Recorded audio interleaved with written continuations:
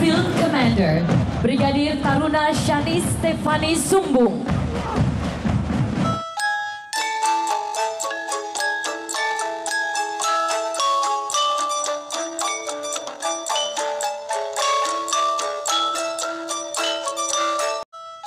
Kecantikan dalam Buddhism disarikan dari tulisan Bapak Jo Priastana SS M Hum.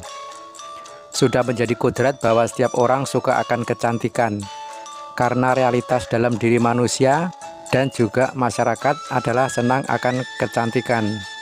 Wanita yang cantik disukai pria, diburu periklanan, dijadikan bintang sinetron, dan wanita akan selalu merasa dan mengusahakan agar dirinya senantiasa menjadi cantik.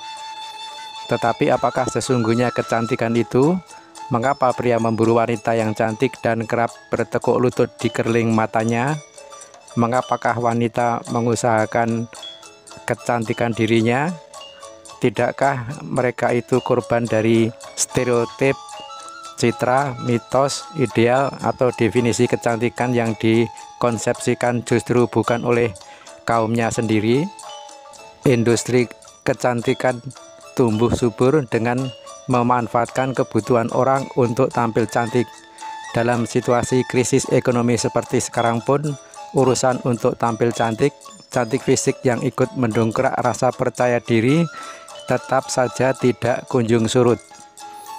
Aktivis gerakan perempuan dalam bukunya The Beauty Myth mendorong perempuan membelanjakan uangnya menjadi konsumen demi kecantikan yang sejalan dengan penciptaan mitos cantik secara massal oleh kaum industri kapitalis, seperti misalnya tubuh yang ramping, cenderung kurus, muka cantik, bersih, dan kulit kencang. Karena mitos dan kriteria cantik itu, banyak wanita tergoda terhadap tawaran paket mempercantik diri yang kini banyak bertebaran, mulai dari melangsingkan tubuh, memutihkan kulit, mentato alis mata, membentuk bokong atau payudara, membuat lesung pipit, sampai mendandani organ paling intim. Paha, pinggul, lengan, dan perut adalah tidak bagus kalau terlihat gemuk, sehingga ada paket sedot lemak untuk merampingkannya. Tampaknya di mata bengkel kecantikan selalu ada saja bagian tubuh yang dianggap tidak indah, dari ujung rambut hingga ujung kaki sampai bagian terdalam.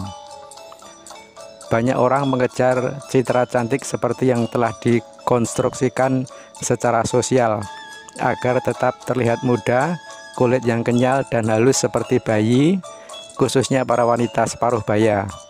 Padahal usia tetap merambat dan sebenarnya tidak ada yang dapat melawan hukum alam anicca, bahwa tidak ada yang kekal di dunia ini. Semua akan menjadi tua dan mati. Kecantikan luar. Memang ada yang bilang kecantikan itu relatif, namun ada juga yang memberikan ukuran bahwa kecantikan merupakan perpaduan harmoni, keseimbangan, dan keselarasan. Ada kecantikan luar atau outer beauty yang menyangkut fisik seperti kulit, wajah, dan bentuk. Tetapi yang lebih penting lagi adalah kecantikan dalam atau inner beauty yang berhubungan dengan seluruh kepribadian dan dimensi psikis rohani yang sifatnya lebih abadi. Kecantikan luar memang lebih langsung menonjol dan tampak, misalnya pada wajah, paras, bentuk, dan kulit.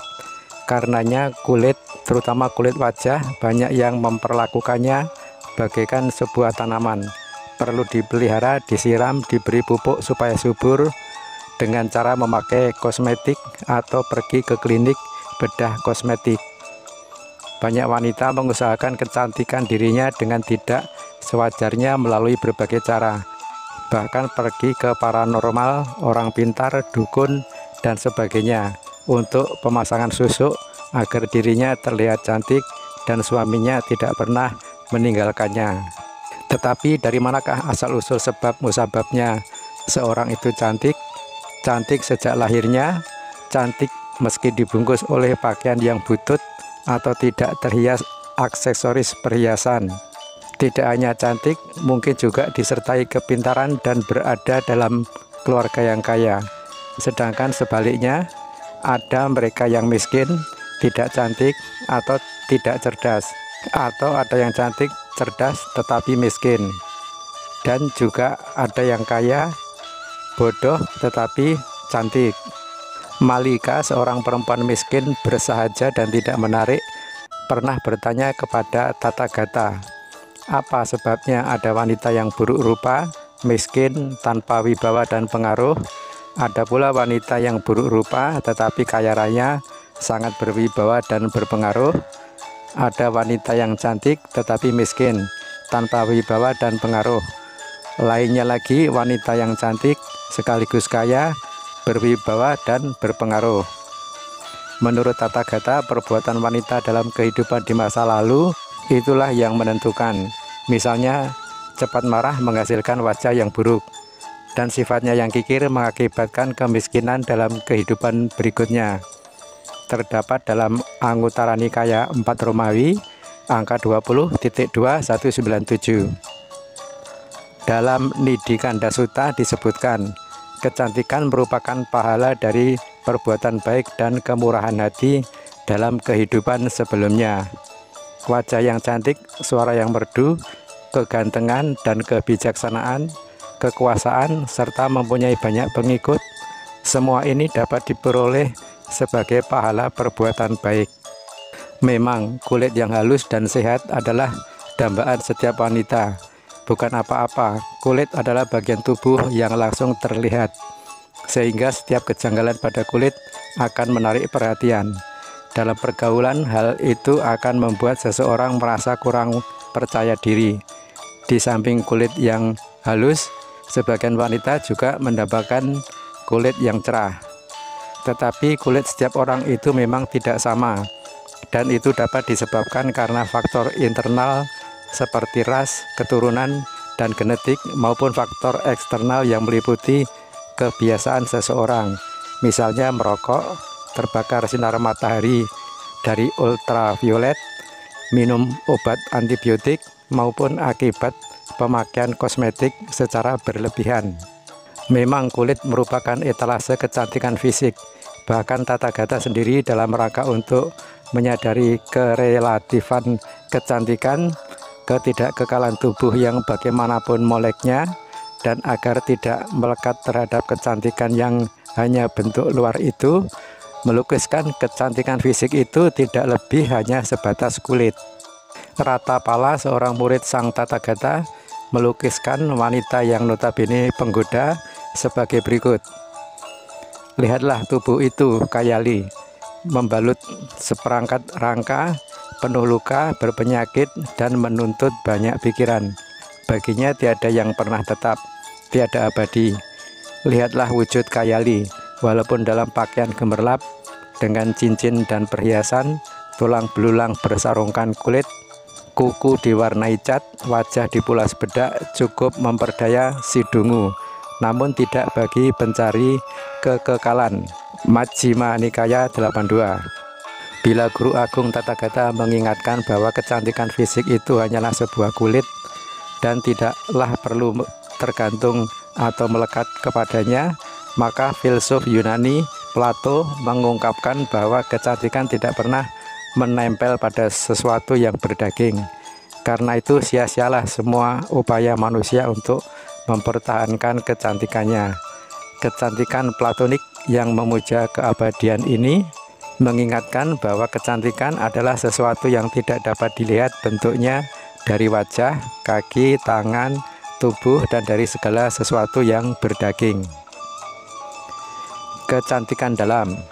Sesungguhnya mereka yang memang cantik tidak perlu khawatir terhadap aksesoris luar tubuhnya. Pakaian yang indah belum tentu bisa mengangkat rupa seseorang yang memang tidak cantik. Mengapa mesti menyembunyikan bentuk tubuh yang tidak indah di balik pakaian yang mewah? Cinderella, biarpun pakaiannya butut, tetap saja tidak bisa menyembunyikan kecantikannya. Akhirnya diketahui dan dipersunting oleh pangeran. Akan tetapi orang cantik yang suka berteriak-teriak, memaki-maki, berperilaku buruk, maka ia sama sekali tidak cantik di dalamnya. Kecantikan itu yang penting dari dalam. Tidak usah grogi ketika usia bertambah dan kulit wajah mulai keriput. Kecantikan abadi itu muncul dari dalam diri, dari hati dan pikiran yang tenang. Bukankah usia tak dapat mencegah pudarnya kecantikan? Tetapi apa yang dihimpun, dipupuk dalam rohani akan menambah kekuatan, kekayaan, dan bahkan juga bisa menambah kemudahan dan kecantikan. Kecantikan dalam ini atau inner beauty, sebagaimana ungkap Plato, tidak pernah menempel pada sesuatu yang berdaging. Karena itu sia-sialah semua upaya manusia untuk mempertahankan kecantikannya. Menurut Plato, kecantikan dalam itu tidak pernah datang dan tidak pernah pergi, tidak pernah berkembang dan tidak pernah layu. Sesuatu yang dalam pandangan siapapun sama, tetap cantik dimanapun, sekarang dan sampai kapanpun. Karena itu, bila kemudahan kulit telah memudar seiring dengan bertambahnya usia, mereka yang bijaksana tentu tidak harus cemas dan takut. Justru dengan menjadi tua dan rohani terisi, seseorang akan bertambah matang dan bijaksana. Keriput yang muncul merupakan warna-warni pelangi hukum anicca yang tidak bisa dihindari, ibarat garis-garis senyuman atau smile lines, cermin dari kematangan dan kebijaksanaan. Anggukan kepala, senyuman, dan tatapan matanya bagaikan sinar matahari yang mencerahkan dan menenteramkan bagi anak cucu yang datang bersimpuh menanti belayannya. Karena itu, mengapa harus takut menjadi tua?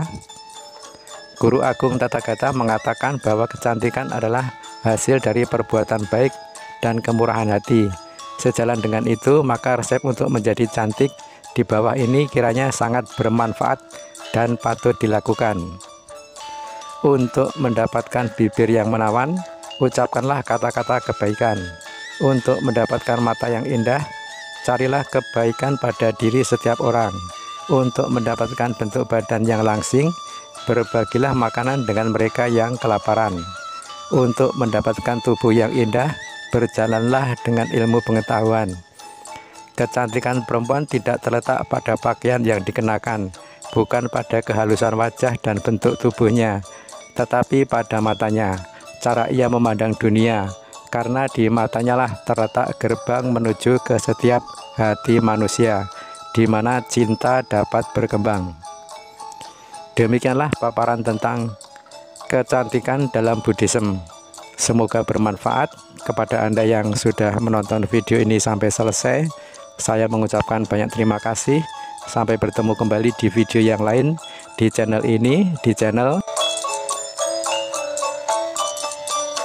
di YouTube. Semoga Anda sehat selalu, gemar berbuat kebajikan, bersemangat menjalani hidup damai, dan senantiasa berbahagia. Bye-bye. Field Commander Brigadir Taruna Shani Stefani Sumbung.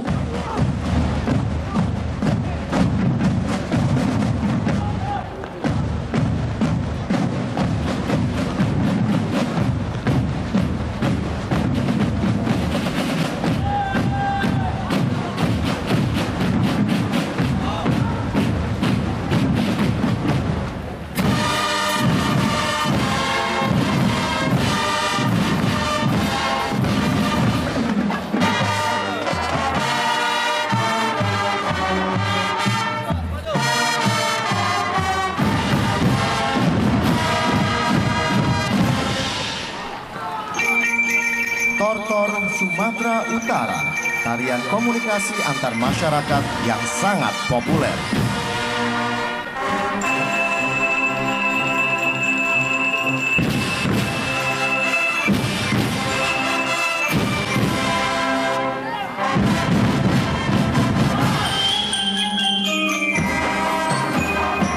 Payung Gelis dari Jawa Barat, tarian yang melambangkan kasih sayang dan pelindung di kala panas dan hujan, serta cantik dalam perilaku.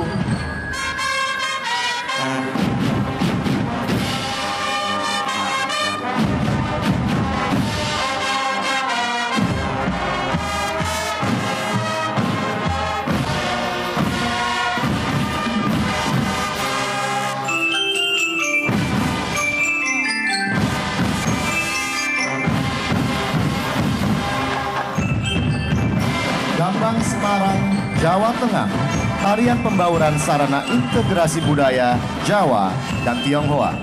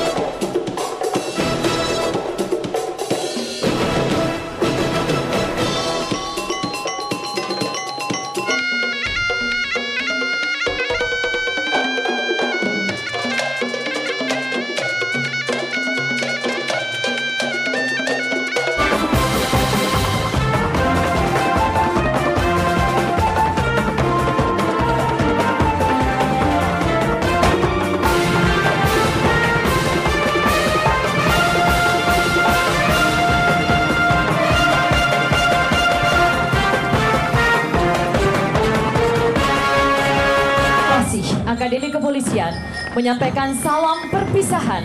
Terima kasih atas perhatian seluruh hadirin. Salam hormat dari Akademi Kepolisian.